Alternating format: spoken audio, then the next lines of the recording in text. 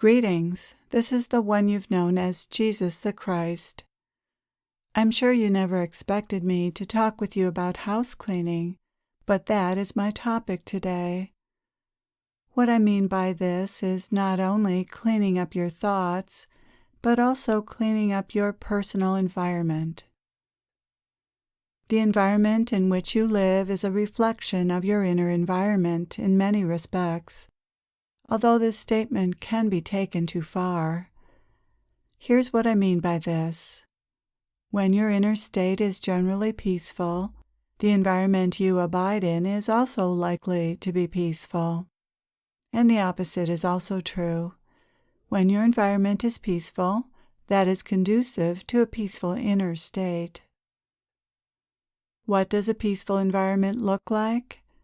It's any environment that gives you a sense of peace. This could mean that it's uncluttered and simple, or it could be full of beautiful things that evoke peace. There's no formula for how a peaceful environment might look. It's anything that creates a sense of peace within you. This is a rather mysterious thing, something or things invoking a sense of inner peace. What is the magic that does this?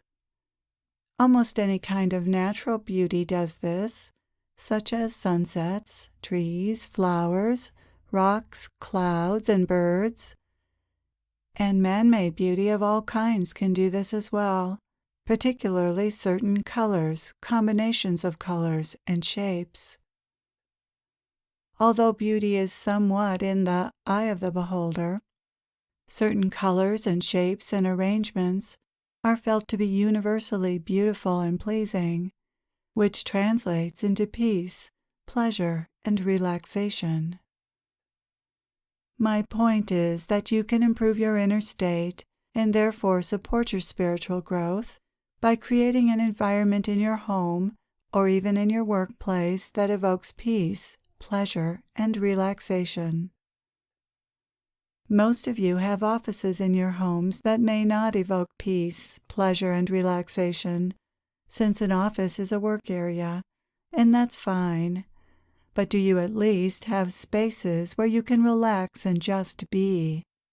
Do you have spaces that make you feel good, relaxed, and at home? You don't have to be wealthy to create such spaces in your home. Simplicity is one of the things, as I just mentioned, that naturally lends itself to relaxation, peace, and spaciousness. A lack of clutter gives the mind less to engage with. With fewer objects for the eyes to land on and think about, a sparse environment is not so different from having one's eyes closed, which tends to quiet the mind. This is one reason spiritual seekers, ascetics, monks, and nuns are often encouraged to limit their possessions. The more possessions you have, the more you have to maintain, and the less time you have to turn within. But also, the fewer possessions you have, the more your environment resembles the spacious, empty inner landscape of meditation. However, the number of objects in your environment is not necessarily an impediment to peace, as long as those objects are beautiful, pleasing, and peace-inducing. Some people derive a great deal of pleasure and peace from their belongings. Having their beloved belongings around them makes them feel safe, secure, relaxed, and happy. However, there are many who have lots of objects around them that do not give them pleasure or peace. And if you are one of those people, then that is worth examining.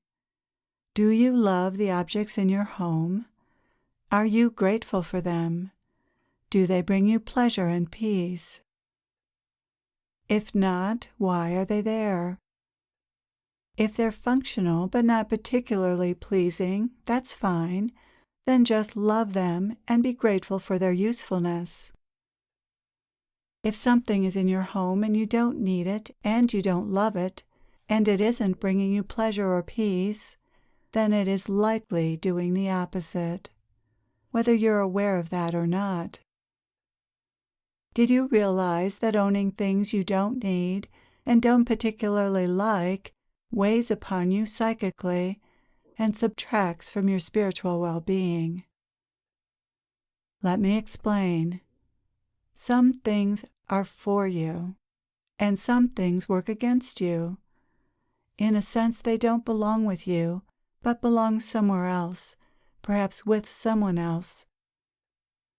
It takes a highly sensitive person to realize this, but most anyone can become aware of this once they realize that everything in one's environment affects one's consciousness. Not only people but things have a certain energy attached to them, which is either supportive of one's consciousness or not. Granted, many of these effects are very small, but the effect of some items can actually be quite significant, particularly those that have been owned by others or that have negative thought forms attached to them. On the other hand, some items have been imbued with great love, and that also can be felt.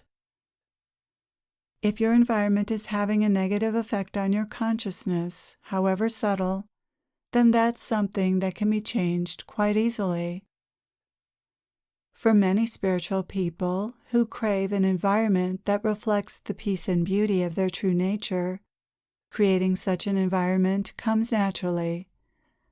However, if you are someone for whom this doesn't come naturally, most likely because of certain conditioning and beliefs, then your environment might be affecting you negatively and making it more difficult for you to relax and be in presence. So it works both ways. Those who are in touch with their natural state tend to create a home and work environment, if possible, that reflects that. And living in an environment that reflects the peace and beauty of the natural state makes it easier to be in that state. This is why it is often suggested that meditators create a special environment in the room where they meditate. They are encouraged to have pictures of saints or enlightened masters on an altar, flowers or other natural objects of beauty such as crystals, soothing colors and lighting, and nothing that might remind them of the outside world or work. The purpose of such an environment is to make it easier to experience your natural state by reflecting the peace, relaxation, and joy of your natural state. It's meant to help you leave your ego and its ideas of who you are, your work, and your roles in the world outside the door so that you can more easily meet your true self. Does your home environment reflect the values and experience of your true self, your natural state, or the ego's values and experience of life? For instance, a TV is a symbol of the ego's world and point of view, since that is what's mostly seen on the TV. If the TV is prominent in your environment and on much of the time, that won't be conducive to experiencing your natural state. On the other hand, uplifting music, views of nature, beautiful artwork, nature photos, and natural objects such as crystals, flowers, shells, driftwood, rocks, and fountains make aligning with your true self easier. These quiet the mind rather than stir it up. Beautiful things and natural objects have the power to shift your consciousness if you give them a chance to do that. That is, if you give them your attention rather than being lost in your thoughts. If you're present to such things, they can bring you into presence. One reason beautiful things and nature have this power is because people want to give beautiful things their attention. Because they love these beautiful things, they give them their attention. And that means they aren't giving their attention to the imaginary reality of the mind. They're loving what's in front of them rather than loving their thoughts. This is why it's important to have things you love in your environment. When you're surrounded by things you love, it's easier to be present, to be aligned with your true self. And the opposite is true.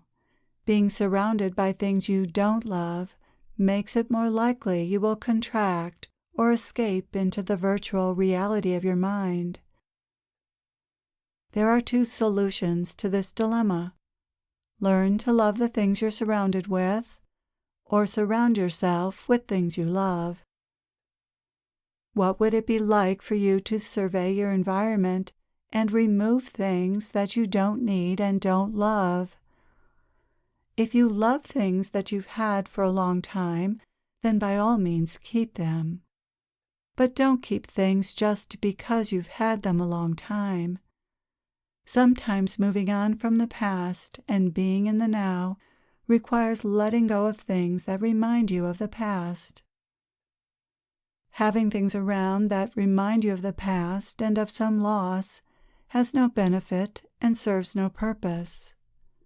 Even having things around that remind you of some past glory has no benefit and doesn't serve your consciousness. Things often tie people to the past and to old identities in an unhealthy way. Being in the now means leaving past memories and attachments behind. This is not dishonoring those you have lost, or dishonoring the past, or dishonoring life, but honoring the present and living in reality, what's true now. The best way for you to honor someone you've lost is to live a full life, and that means living in the here and now. Things from the past carry a certain energy and can evoke certain thoughts and feelings within you.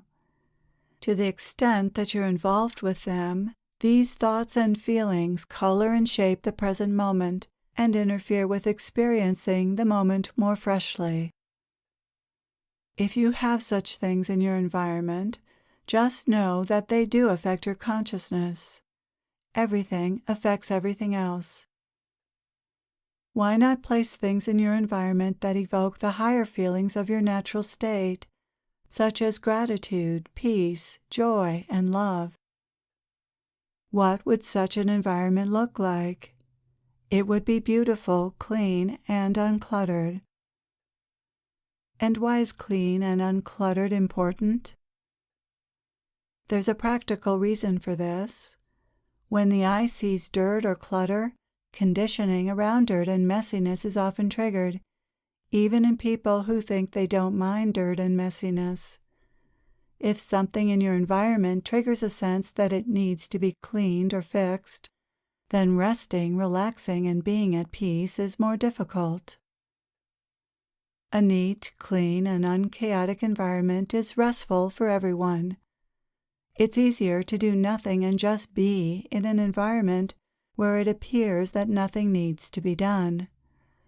Staring at nothing is more peaceful and restful than staring at a pile of papers, for instance. Granted, this effect is subtle, but it's still there, and being aware of this will help you take steps to clear and clean up your space.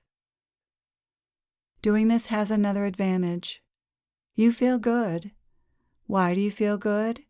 Because you're conditioned to relax and feel good in the presence of order, beauty, and cleanliness. On a very basic, instinctual level, in the same way that animals will carefully build a nest or den and keep it clean, you are programmed to do this as well. Going against this programming will result in unease. Sometimes you have to work with your conditioning because it is there. Even if you say to yourself, "That doesn't bother me," chances are it does. Your surroundings affect your consciousness and ability to be present. Please do what you can to create an environment that is supportive and reflective of your natural state. Doing this is also a statement of your sincerity and commitment to the spiritual path. Thank you for your willingness to do the work of raising your consciousness. I am with you always.